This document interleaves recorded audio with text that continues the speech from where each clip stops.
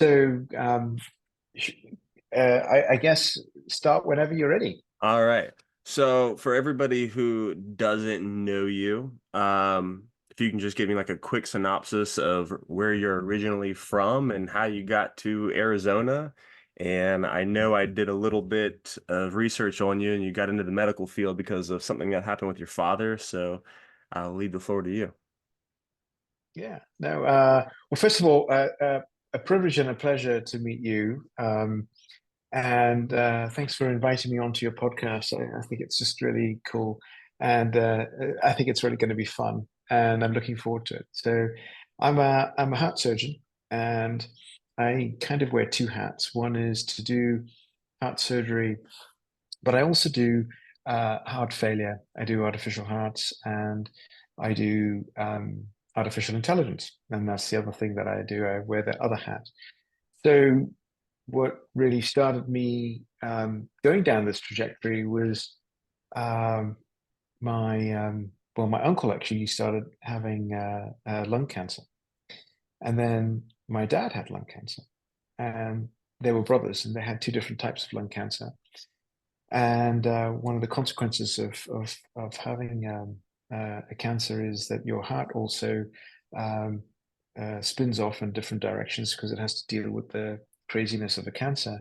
So Mm, my dad developed atrial fibrillation, and uh, he eventually went on to have a stroke, and then he died. mm, And I was, I'd already started medical school then, but then I knew that with my mentors, I really was thinking heart surgery is really cool. And I just want to make a difference right now because cancer and trying to treat cancer is so slow. Um, I can't really make a difference in my lifetime. mm. And I thought with heart surgery, one, I was like ignited by the pace of it. I was ignited by the beauty of it. And I was thinking to myself, well, this would be really cool to do heart transplants and to try to recover really, really sick hearts and try to make them not have a heart transplant. And how could we do that? So I started doing stuff in regenerative medicine and I started building and bioreactors because I had a stem cell lab. And we started, decellularizing hearts and trying to seed them with people's stem cells to try to grow new ones. And I thought that was really cool. It would have taken forever to do, which is why we have things like an artificial heart and also other ways to do transplants. And so I thought that was really exciting. And that's kind of how I ended up doing and falling in love with heart surgery and trying to make a difference to my patients. But yeah, the start of it was a very personal story with my family, which I just told you about. I know how traumatic that is because I know I told you 14 months ago my dad had the quadruple bypass, which was one of the reasons why I reached out to you whenever I, first came across you. And um, after being in the hospital and seeing everything that you guys do is absolutely incredible. So I just want to talk to you and get to know you and learn more. It's I don't know how you deal with it every day. I really don't. Like when you first started doing it, did you feel a lot of stress? Because you are dealing with people's lives on a day-to-day basis. Yeah. So I've been in the same position that you have, Yeah. and I know it feels like crap. Yeah. And so uh, being on that side really hurts. And it motivates you though, Yep. um, because knowing that, like I said before, there's something I can do about it. I want to do really, really well. Then there's something I can change. And even if things go wrong, it's like flying a space shuttle. There's so many checklists and so many if this, then that scenarios that you can build to save or do something that when you're spiraling and spinning out of control, and now you've lost the engine, hopefully it's not a Boeing, then you'd be able to do something and live and help the patient. So You I just think that Emily's over here listening, and we just went to the Hi, air show Emily. yesterday, and she's not a big fan of Boeing at all.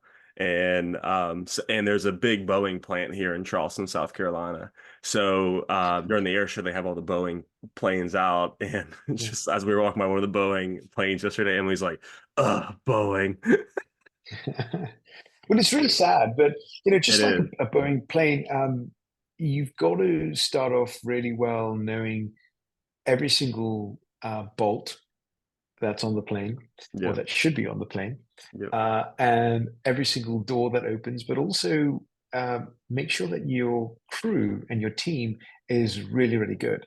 Yep. And so, I was thinking about, well, what kind of does my day? And I realized that I'm really lucky. I've got 4 or 5 teams around me. I've got 2 clinical teams, one in each OR. I've got a research team. I've got an administrative team, um, and I've got the family. Yep. And so I'm kind of really lucky. And when it comes to hard moments that we've both had in our lives, and it involves a medical condition, it doesn't make you weak, it makes you stronger. And so with every patient that comes along, you sometimes have to do and say hard things, but as long as you're honest and you're transparent and you tell the truth, you will never go wrong. And as delivery is everything, but also um, being ethically appropriate and correct. And most doctors are like that. Most of healthcare is like that. It's just a very few bad apples. And sometimes you just have to understand their day. And you just have to have compassion to understand where people are coming from. And if somebody's angry, a patient's angry at you, um, that's you just have to deal with it by trying to absorbing it, take what comes, but also at the same time reasoning and trying to say, look, I can help you. And I think it's just trying to be down to earth like that that can help rather than trying to be a hero every time. Sometimes it's just about listening. I did look on Google earlier, and you do have a lot of 5-star reviews, so good for you. Oh, cool.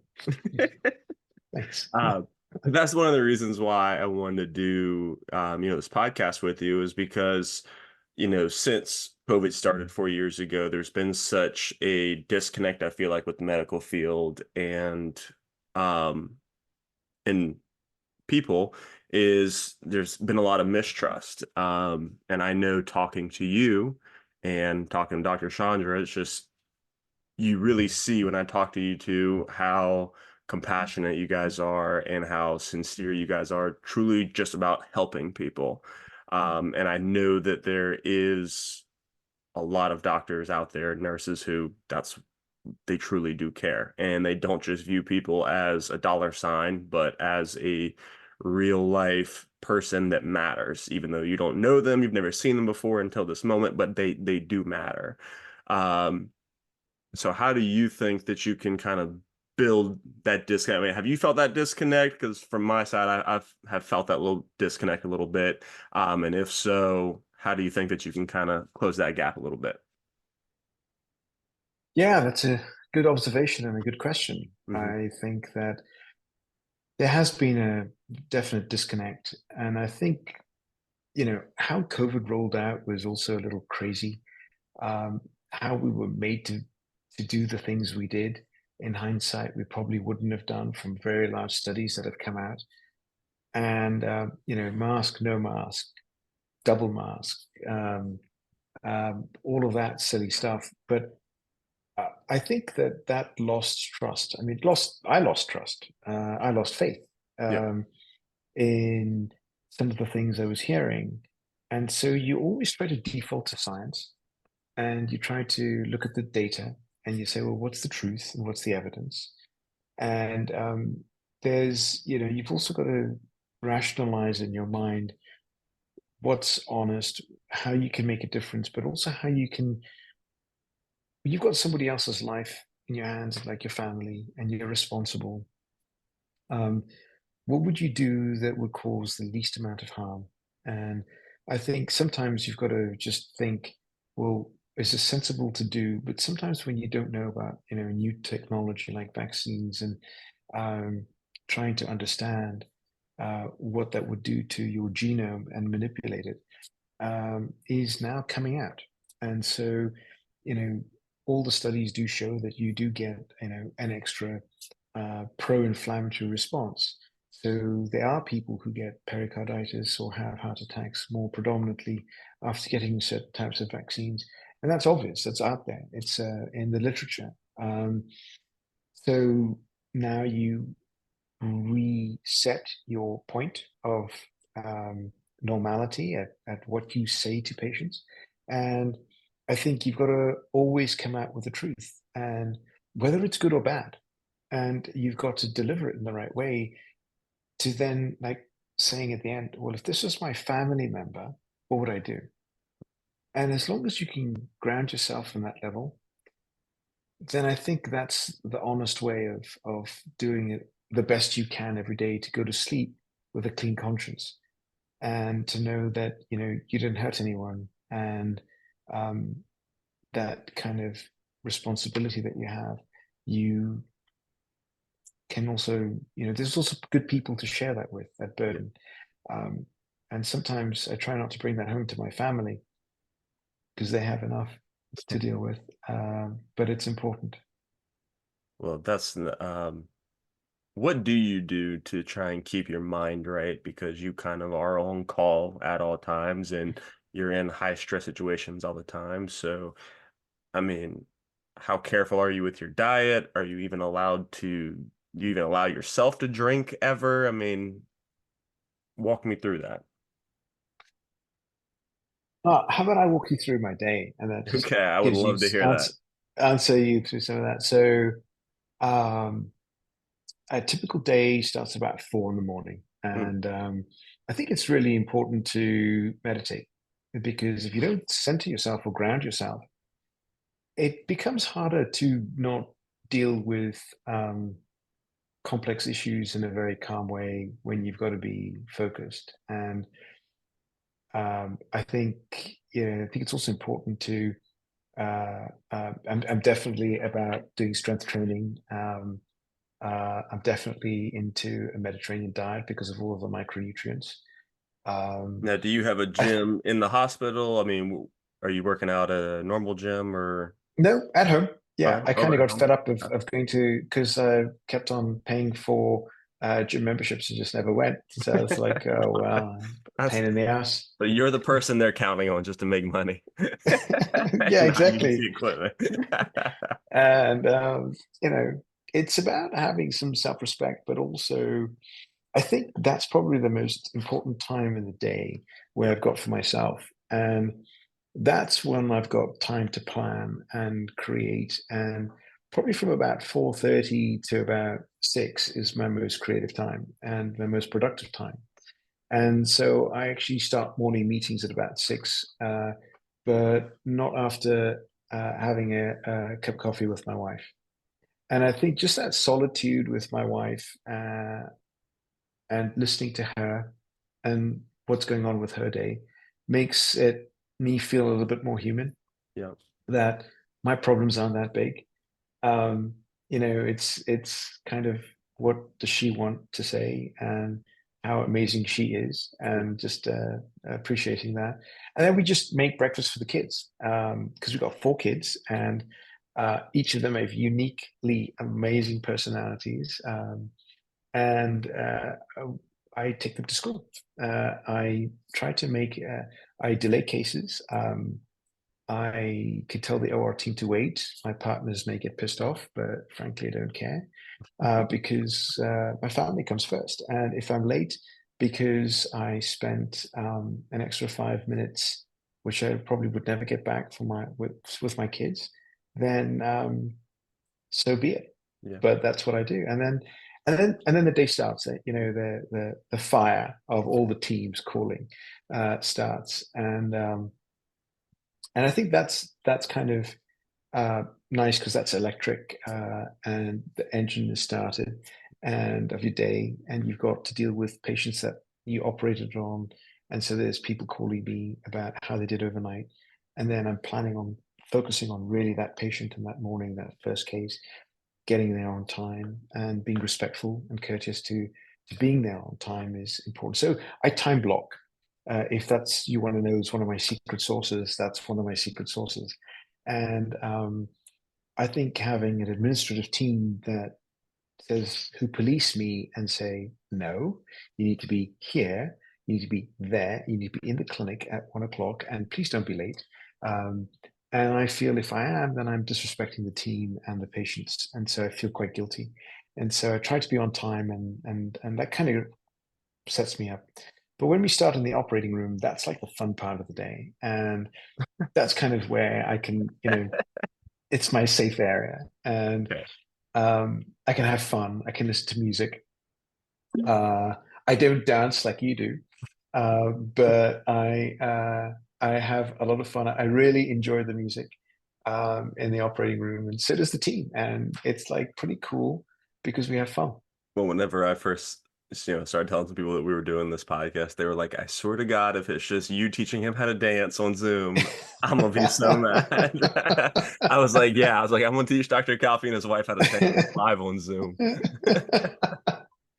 Well, I've actually seen some videos of yours, and Emily, you guys are beautiful, and Ah, thank it's you. just it's an amazing art, and it's just so creative, and there's a certain flair. So operating is like that for Yep. me, and it that's when time stands still, Hmm. and you feel that you're in that zone, in that moment, and you Best time being at ever. the height of your profession. Yeah, I think you know what I mean, right? Yeah. Hmm. And you're just locked in, and that's you and the patient and your team, and it's just beautiful. And then it's really nice when you have a great result.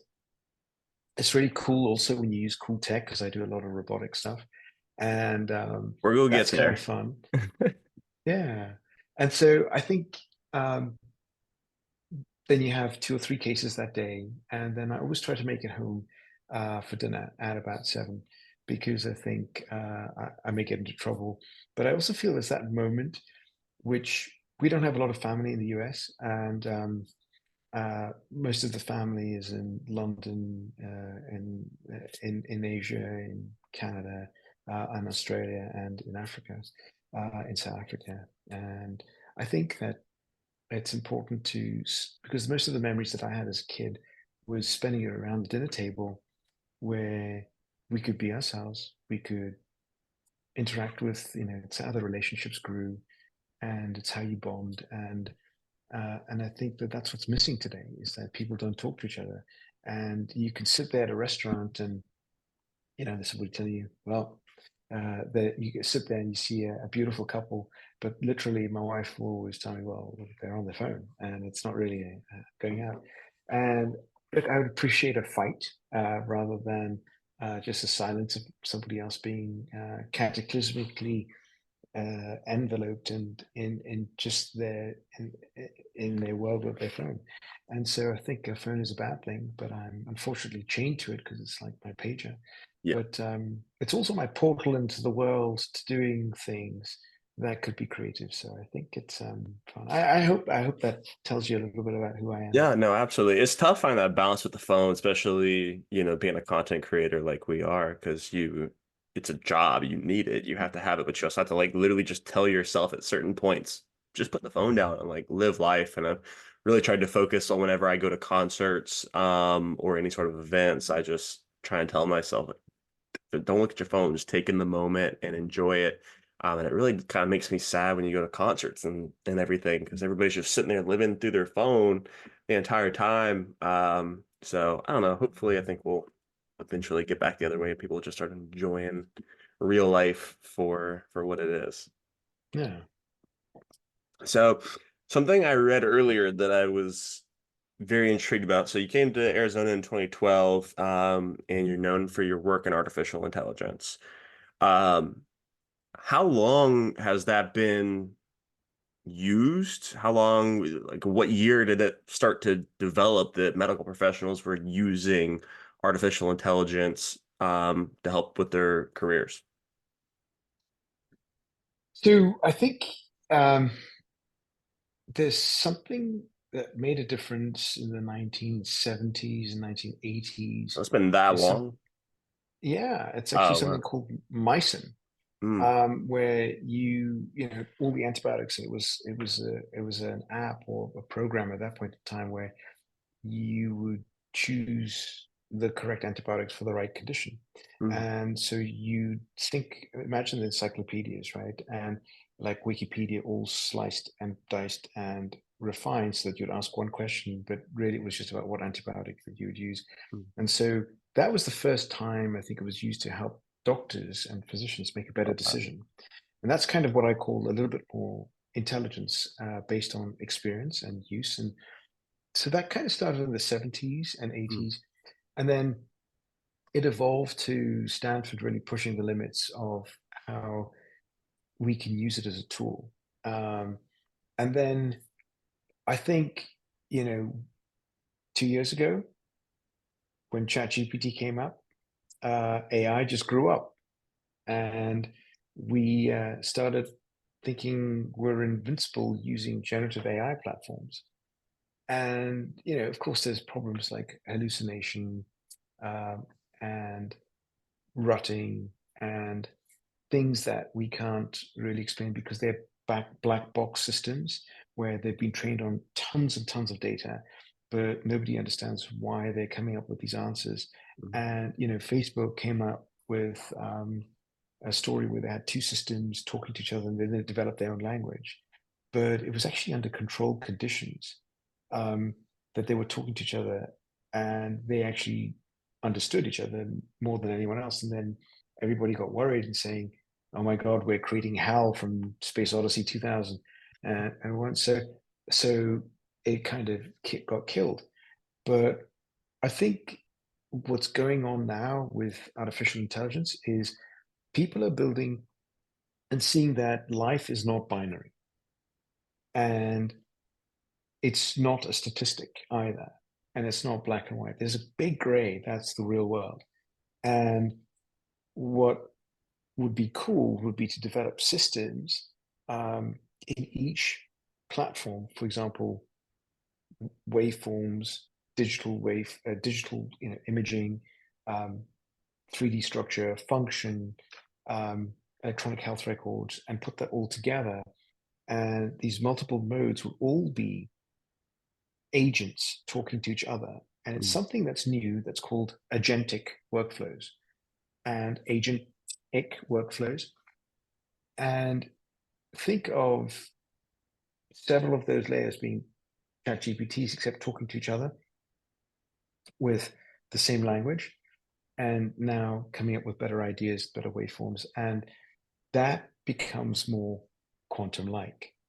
And that's kind of why I think quantum processing uh, is less binary than real world at 0 and 1. It's in between 0 and 1.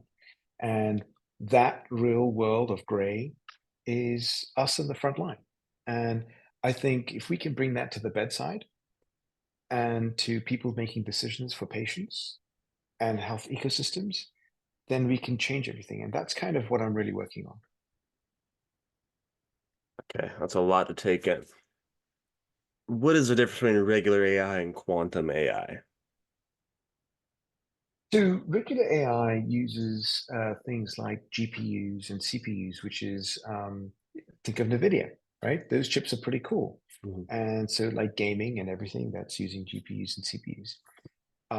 Watching TV or computers that can process things are pretty cool. Those are GPUs and CPUs.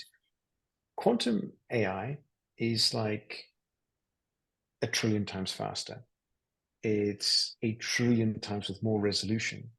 Okay. And they call quantum bits or qubits. And essentially, it's the speed, but also the granularity of what quantum AI can do.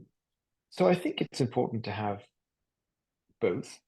But right now, I'm thinking that you don't really need a quantum AI supercomputer to build a story to tell you. I think you can do that in a quantum like fashion by having these multiple agents.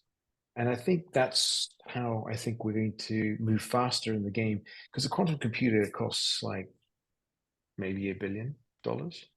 Um, I mean, it's very expensive. There's only a couple in the world, Only a billion? and yeah, uh, It's gonna be a and small one business of loan.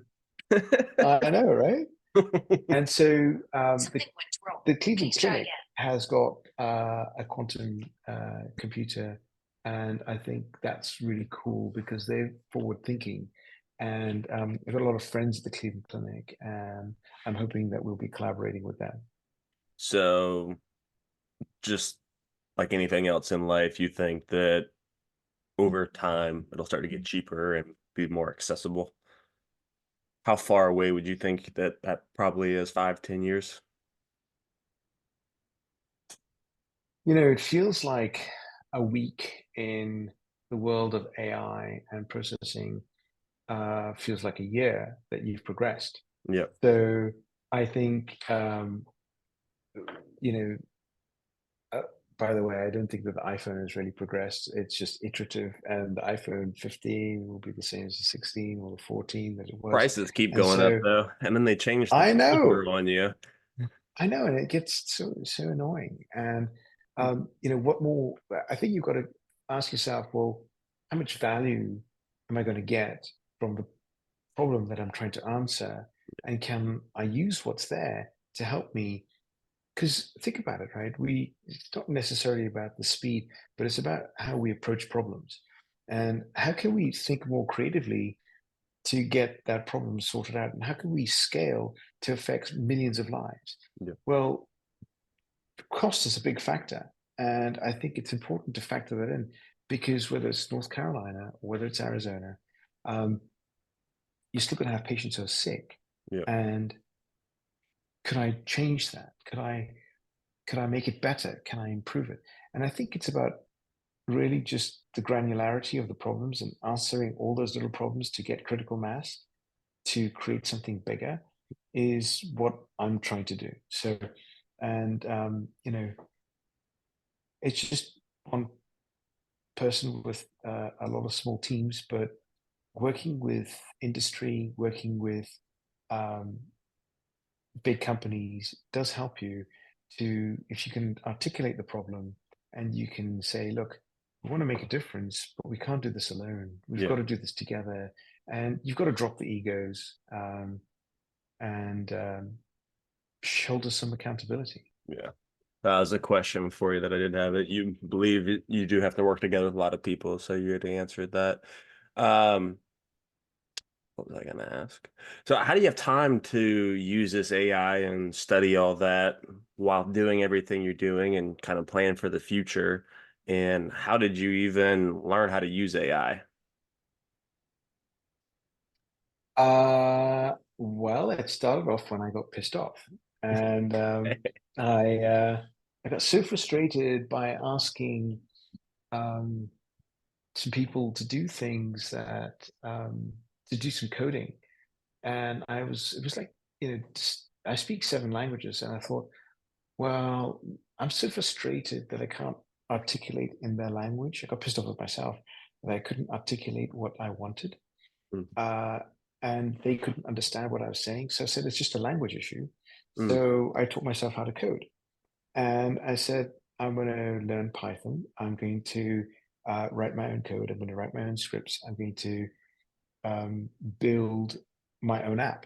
And we did with my wife's help, of course. And we built something. And it was, you learn from failures and I learned a lot about myself. And I said, "Wow, this is really cool. I can speak their language, and I can now ask more intelligently for people with better resources to help me build something." mm. So, okay, and I literally I learned when I was on holiday when I was really frustrated, and um, everybody was asleep, so I stayed up at night and I did a coding course, and I. Learn how to do it myself. And I said, well, I can't go to sleep. This is too exciting. And which was boring then, but I guess now it's a bit geeky. What But year I was thought that? in 2020, Okay, Yeah, so it's fairly new. yeah, Okay. yeah. Wow. So this is all Uh, very new for you then too, learning how to code and all that. yeah, and I think it's good because I think technology kind of got faster, and now if you use um, engines, ChatGPT engines, or things like Devon, for example, that code itself to answer your problems, you've got to know how to fix it. Okay. So you need to be worried that it's going to do something that's going to create and introduce a mutation into that code that would cause a problem later on. So you've got to learn how to fix it. So, um, but I also work with amazing people who know. The key to being successful, I think, is surrounding yourself with people better than you, Yeah, and not absolutely. having having the humility to do that, and no ego. And I think that's kind of one of the things in life, right? You said you want to get on with people, but everybody has a skill, and you can learn something from them. And I think Well, yeah, that's how you progress. that's what I did with my dance instructor. I was like, you know more than me. I'm just gonna do what you tell me how to do, or I'm gonna do Yeah, what you tell me to do, and it's working out so really well yeah, so far. it certainly is. So when you're planning on using, like, do you think that there'll be like a robot who's gonna take your job and just do heart surgeries? Is that like a goal Uh, that you're trying to get to, or I don't think that humans will ever be out of the loop okay? in this, and I hope not. I think that it's probably up to us to be rational about using the things that we develop in machine learning to make us better, to augment us, to make a faster decision about cancer so we don't have to get lung cancer and lose a family member, to predict atrial fibrillation and reduce the chances of having a stroke, Yeah. um, to determine the longevity of a bypass graft in your dad, and say he doesn't need it, or predict that using the genomic profile and the proteomics that my son Donnie will not get to have a heart attack, and how can I prevent him from having heart surgery ever? Hope So, not. My I, grandfather died of a heart attack. My dad just almost died. I've been eating as good as I can eat. I've always exercised, always, been an athlete. So that's been a major concern for me because I'm like, okay. And even though my dad and my grandfather had different heart issues, which my dad's heart is fine. Obviously, he just had a blockage. My grandfather had an actual heart attack, but that's obviously still a concern. I'm like, I don't want those issues. so how about we identify that whole 3D, 4D mix of Okay. your granddad, your dad, and you, and then we say, look, we've got a target that we can use to prevent you from having any further blockages in your coronaries, and we check that once a year. Mhm. Wouldn't that be cool? Yes. So I think we're going to do that. Cool. How like far away do you think you are from being able to use that? I think we're getting close to. I think first of all, basing it in a hospital-based system is important because that's where the rich data is that you can add context to. Otherwise, it's meaningless. Yep. So any company doing this, good luck. But you don't have any patient data that means anything Mhm. to the data that you're getting anonymously. So I think, which is what kind of bothers me a little about um, physicians not being in the loop, because if you start autonomously creating code and autonomously saying, okay, I'm going to start building this out, it's going to spin off where it doesn't have any real world value. Mm. And I think we need to be doing the things that allow us to make us better physicians, but also treat patients quicker and Yeah. better and faster. And also predict things that you won't get and then preventing it. That's the holy grail. So I've seen you post about COVID and other diseases. And obviously you're working on prevention now. So what are all the fields that you're working on or trying to use this AI to help, people of all different types of diseases? Well, there's cardiac, Hmm. there's oncology, there's neurodegenerative, Hmm. and there's longevity. So there's four areas. And I think these are the four pillars of life, I think. So in cardiac, it's all about how can I predict sudden cardiac death? How can I know when somebody's going to die? How can I predict a heart attack? How can I predict heart failure? How can I predict recovery? And various flavors. How can I predict atrial fibrillation and stroke? How can I predict people who have cancer and recurrence of cancer? And then in the cardiovascular, it's also diabetes as well, and all the complications. How can you prevent renal failure? And then with